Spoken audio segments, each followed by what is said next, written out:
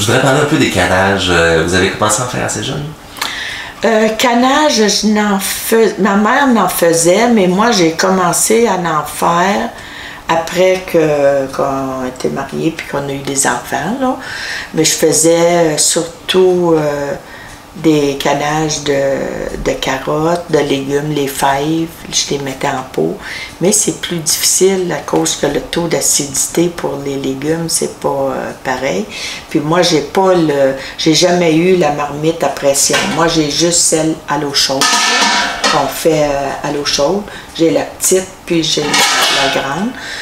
Mais je faisais aussi des fruits comme j'achetais des pêches et des poires quand ils étaient en spécial, des paniers. Puis là, je faisais des conserves de pêche, de poires qu'on mangeait. Puis c'était le fun, là, quand on arrive du travail, puis tout à coup, tes carottes sont déjà prêtes. Ou même tu peux faire comme genre bouilli, préparer un pot qui avait déjà les patates, les carottes. Fait que tu vides ça là, dans le chaudron, ça prend pas de temps.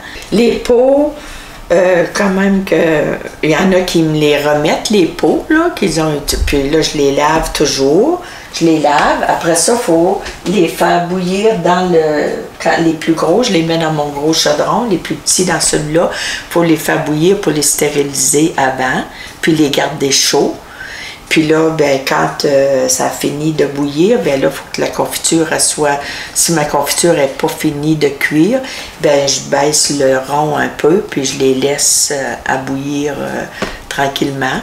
Ça fait que là, après ça, il faut verser les fruits, les confitures ou la gelée dans les pots.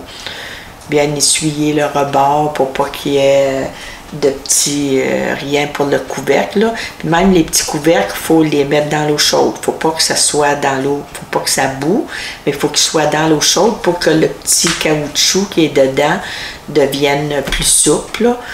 Puis là, après ça, il faut fermer le bocal, mais pas fermer serré parce qu'on peut déchirer le petit caoutchouc qu'il y a dedans. Juste quand on voit que ça accote. Puis là, après ça, il faut les remettre dans l'eau bouillante pour les faire...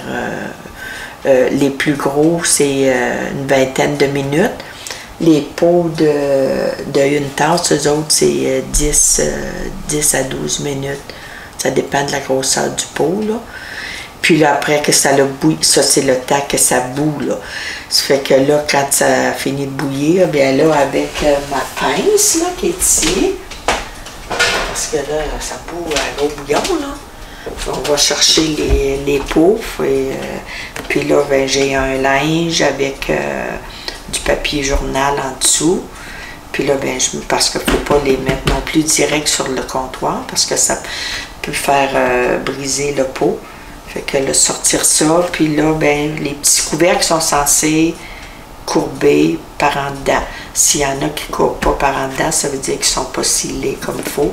Ça fait que là, dans ce temps-là, il faut que tu l'ouvres, puis il faut que tu ressuies pour changer la rondelle, en mettre un autre, puis là, tu le recommences. Mais c'est rare que ça arrive.